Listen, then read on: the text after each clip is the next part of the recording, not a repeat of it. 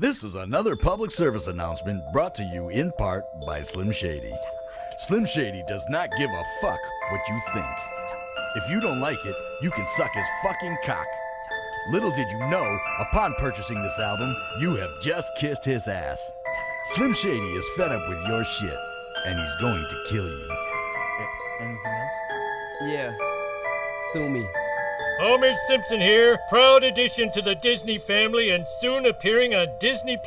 I, for one, salute our new corporate overlords. Now, family, put on the mouse ears. You only get one chance to make a first impression. I don't wanna, I'm not gonna, you can't make me. Put on the ears, boy. Marge?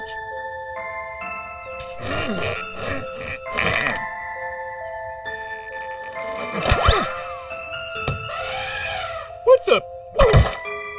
This is a great honor. Take it, Maggie.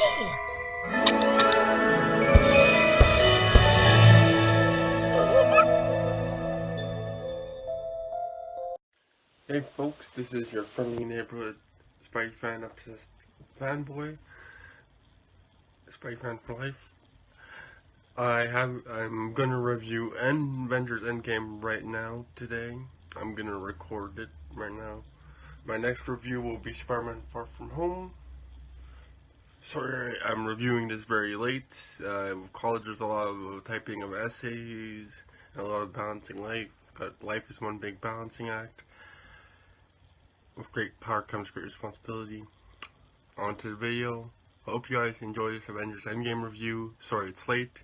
Spider-Man Far From Home will be next, and by the time I get to Spider-Man Far From Home, I'm sure Marvel will release another movie. Marvel's going to release movies until I'm dead. Enjoy the video. Avengers Endgame takes place right after the ending Infinity War, where the Avengers lost. Tony was stuck in space. Steve, no portion of Avengers, or an Avengers mentioned, soars in a state of shock. The Avengers lost. We see the Avengers in a state they've never been before. The film handles the characters of arc of the original 6 Avengers.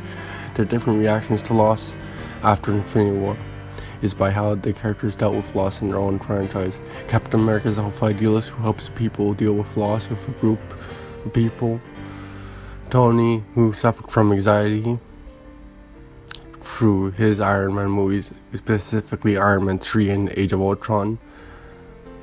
Finally, after dealing with the loss versus aliens, Thanos, he's finally at peace in this film. And Captain America, always being hopeful idealist, is more broken and more closer towards Black Widow's ideal. Yeah, Iron Man took a play from Martin's book, which was foreshadowed in Infinity War when he said he wanted a kid to Pepper Potts. Thor, whose faith to save others is crushed in this other film due to his warrior-like tendencies in Infinity War, dealing with the emotions of food and PTSD. Hawkeye, who was the heart of the Avengers in the previous films, loses his family, becomes more revengeful type like Punisher. Black Widow, who was traumatic upbringing we see in Avengers Age of Ultron and Avengers as her family, she begins to see the Avengers as her family. War Machine and Ant-Man are more the comedy and levity of the film. They're the lighter moments, they're the comedy packing side, the two sides of comedy. As I also I must address the elephant in the room. Captain Marvel is not the center of this universe of this movie. She is more only in the first act of the film and the last act of the film. She helps greatly destroying a ship. She throws a few punches at Thanos, but she is not the big all-saving universe she said in her original solo film. I'm sure she's an interesting character. If she resonates with Captain Marvel, all power to you. I'm Marvel Webhead. She helped Tony, but Tony and Professor Hulk saved the day at the end of the day. All the drama last year's aside, Captain America, as I just said, this film is about the original Avengers reflecting on their past, coming to terms with their issues, and becoming better and learning self-sacrifice from one another. film foreshadows future character events multiple times throughout the film. The early scenes where Tony and Nebula forebodes Tony dying later on into the film. The film twists the audience, thinking because Tony has a family, he won't die, like Hawkeye and Age of Ultron, playing with the audience perception of the Avengers and the characters' reactions greatly. Like in Age of Ultron, we thought Hawkeye was going to die, but the twist is they wasted quick is over. Tony has dealt with trauma and PTSD throughout Iron Man films, Avengers, Age of Ultron. Tony mentoring Spider-Man in Spider-Man Homecoming and Civil War made him more gently and kinder to his goodbye, goodnight, knowing someday he will pass the torch, made him more at peace with the end, which Spider-Man From Home greatly deals with, and I will review that film much later on, like I guess I'm doing with this year. We see Tony self-sabotaging himself in Age of Ultron and Iron Man 3, but trying to be ready for the future alien threat. He hurts himself and hurts others. Infinity War and Endgame is a respective pass the torch movie to the future legacy and honors the original Avengers. The Spider-Man movies and Civil War, we see his mentoring father-like role to Spider-Man, which grapples with his own. In Iron Man 2, he grapples with his own daddy issues, which this film nods to a scene with Tony and his dad, which is a great emotional scene in this film. But later shares the legacy with Peter. Peter gets a high-tech shades that we'll talk about when I review Spider-Man Far From Home. Tony in Iron Man 2, there's a lot to compare with Tony in this film and Spider-Man in Spider-Man Far From Home that's parallel to Tony's arc in Iron Man 2, that they both don't feel worthy for the legacy that they're both fighting against. Tony can never be as up high as Howard Stark, his own father, while Peter can never be as much of a hero as Iron Man, and they both learn the same lesson to different degrees, and I will review Spider-Man Far From Home when I will review it. But the death of Tony Stark has a great impact on later films of the MCU, is what I'm trying to say, and it is interesting to compare Tony and his future legacy character, which is my hero Spidey.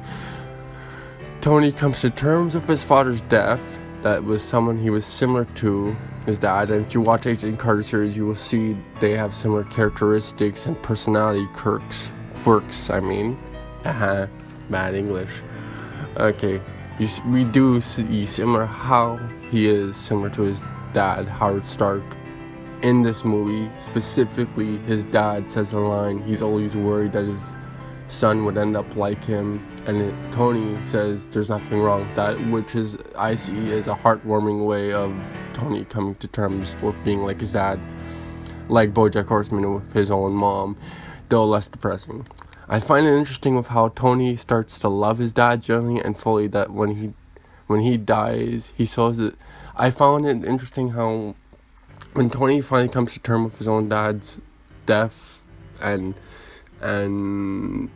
how he's like his dad a lot, and he finally comes to peace with it, that he sows the seeds for Peter to deal with the same traumatic emotion of ever matching up to Tony Stark in the later Far From Home movie. It's just very interesting in the grand scheme of the universe, and how with Iron Man, okay, I keep going on with this Iron Man, and I just really like Iron Man and Spider-Man here. Alright,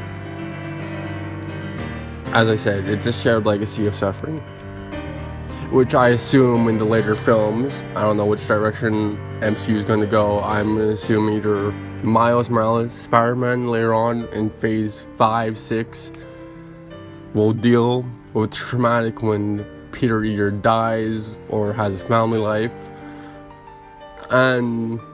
or Ironheart. Those are my next candidates. I'm saying when Peter's films are done, those are my next two candidates. Miles Morales, Spider-Man, or Ironheart's probably going to deal with the same trauma, and Marvel will keep it fresh because Ironheart and Miles Morales, Spider-Man, you could tell different stories from Peter's kind of life. Alright, now to other characters of the movie, because I went really too deep into that Iron Man talk. Captain America's arc in this film is met full circle more with how he handled Captain America First Avenger. let me break this down for you in case you haven't seen the other two films. Captain America First Avenger, he's more of a true patriot, impact on history. Captain America Winter Soldier sows his seeds for his distrust of the government. Captain America Civil War is it's a metaphor for the United Nations, and Iron Man and Captain America are two polar opposite sides. There we go. That's the simplest way I could break down the Captain America trilogy for y'all. His ideal is an ideal of left of the past. In Endgame, he learns to be a little selfish, which he takes from Tony, and becomes a whole family. Steve finally gets that dance happy ending that we've been wanting, that's been referenced in several films, that well deserved after all the trauma he's dealt with in several movies, that he gets to dance with Peggy Carter.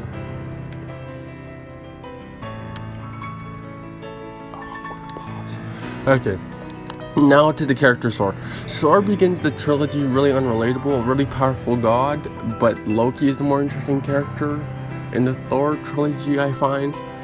A better person throughout. The first Thor film, he earns his worthiness, but it's kind of just an okay film, but Loki carries most of that film. Thor the Dark World, it's more meh, and Loki still carries most of that film. But this film, in retrospect, it kind of improves Thor the Dark World just a pinch. We're talking like a salt wound. It improves it like a salt wound more. Thor Ragnarok, he loses his meaning, he loses his home, he loses his hammer. Avengers Infinity War, he loses his brother like a third time in this trilogy, this franchise. And he loses. So, Thor in this universe is like a specimen that everyone dreams of. The dream dude right there. He, from losing, breaks fully. He becomes an alcoholic. He's got a belly. A lot of people are crude on that, but I liked it.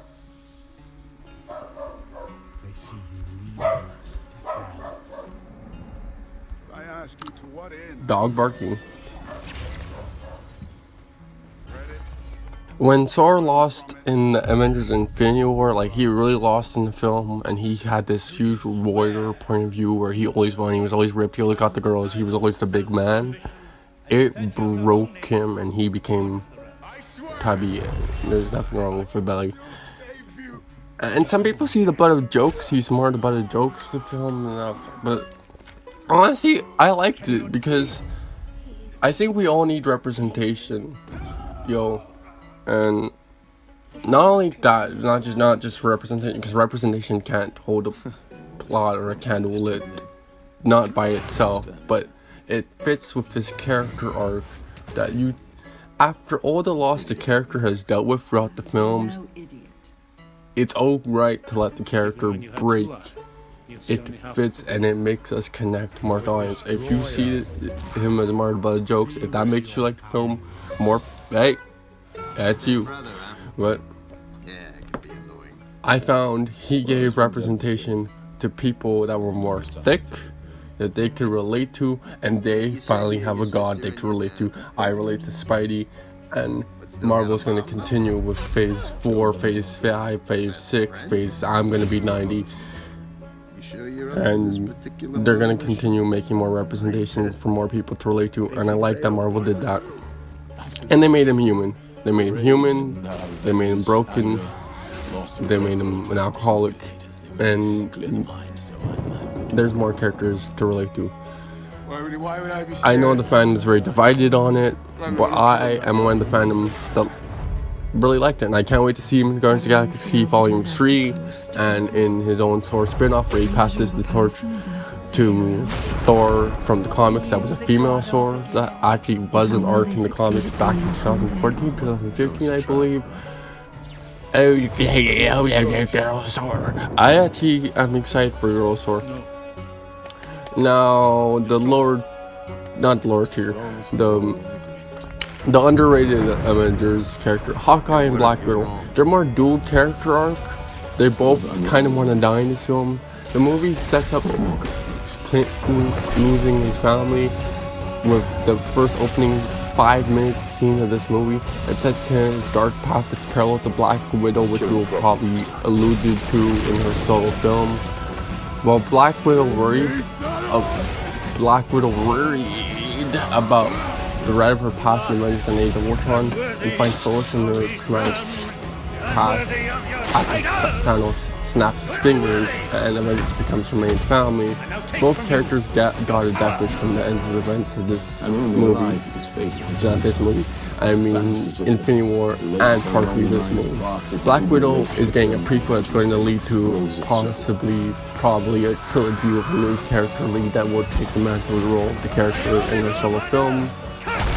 While Hawkeye is getting a TV series ABC original, where he's going to mentor a younger character, which can be argued he's always been a mentor type since he was a reflection to what all the Avengers aspired to in Age of Ultron. In retrospect, Age of Ultron has grown a lot more on me, which he inspires others to keep fighting, and has a really funny line. In Age of Ultron, he's not really funny here. He's more you feel bad for him. First time in 1,000 years. This is the bonus round. Also, the stuff I forgot to mention in the review. Professor Hulk is more at peace, and he is Professor Hulk, not just regular Hulk. He's like the 90s comic book Hulk inside this movie.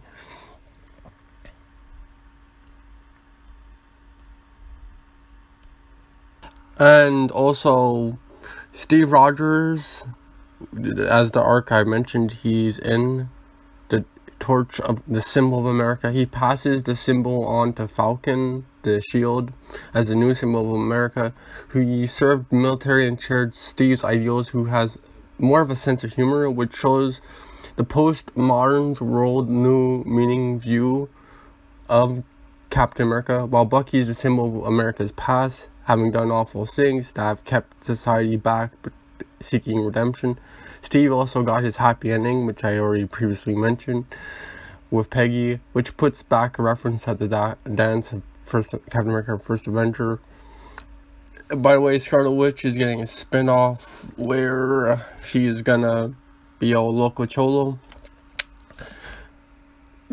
I like how interesting Falcon and Bucky are going to be in their own spin-off series where they're both ideals of modern America, postmodern America, and two different guys carrying the shield. Captain America, Falcon, Captain America, which was in the comics, shows the modern positive ideal, while Bucky shows the negative side of the past.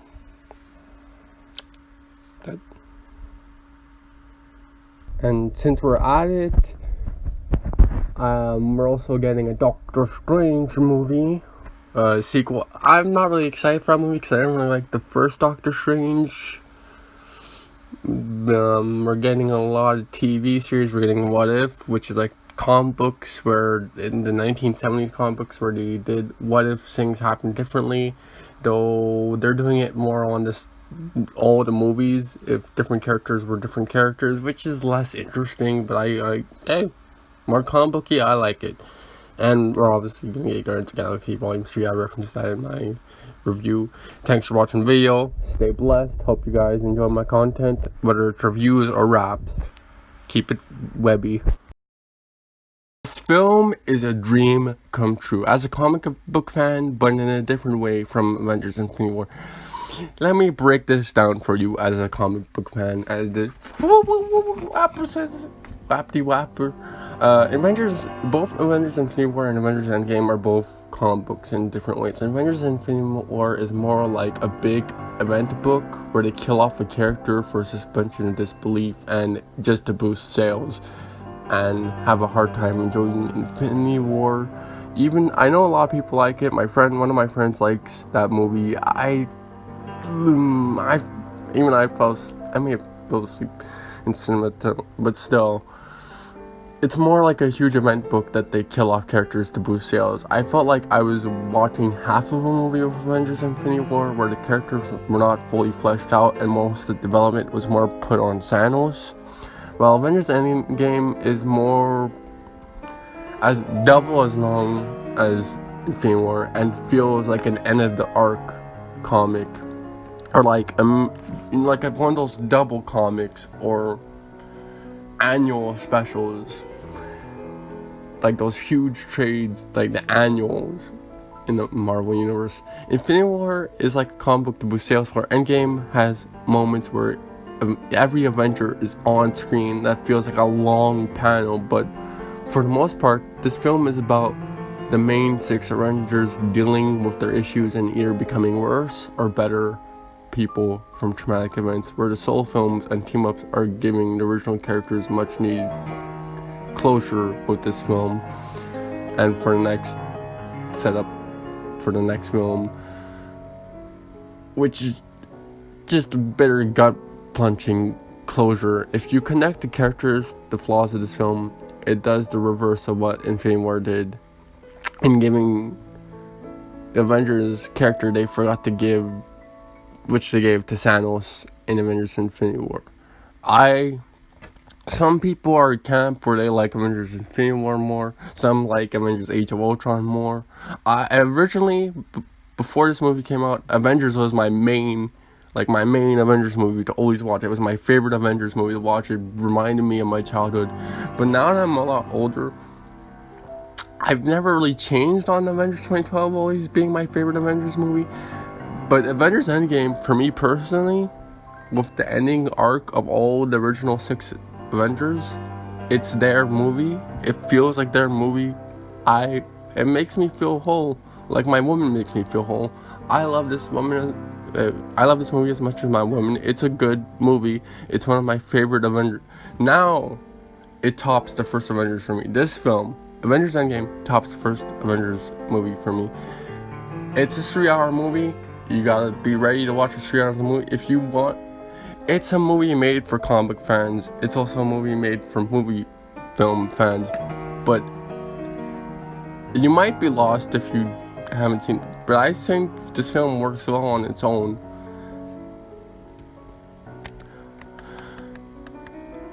And just this, one of my favorite guys who made one of my favorite movies, Goodfellas, Taxi Driver, and no, he didn't make Serpico. I don't know if he made Serpico, but I know he made Taxi Driver and Goodfellas, and he made The Irishman this year.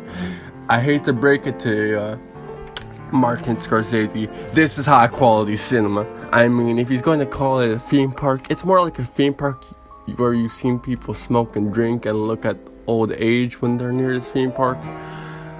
And like it's an aged down theme park where you feel how it's matured and grown up. Like you should, Martin Scorsese. Like you really should. This film is high quality cinema. This film shows how Scorsese is a relic of a bygone era. Y'all shouldn't be dissing Avengers, the Marvel. You both are great theme parks, alright? Both great relatable stories. Your gangster theme park, they're more hero theme park. That's kind of a commentary on the Western of the past. Okay, sorry to go on Dr. Phil on y'all. I love you, Marvel movies. If you're a huge fan of Marvel movies, it's a 9 out of 10. If you're not a huge MCU fan and you didn't go into it seeing previous Marvel movies, it's a 7 out of 10. Thanks for watching. Stay frosty, stay webby, keep it sticky. Don't go near my... Keep it sticky. Wait, that sounds like a pork. Yeah. Folks, hand gesture it. You gotta stroke it out. Thanks for watching the review.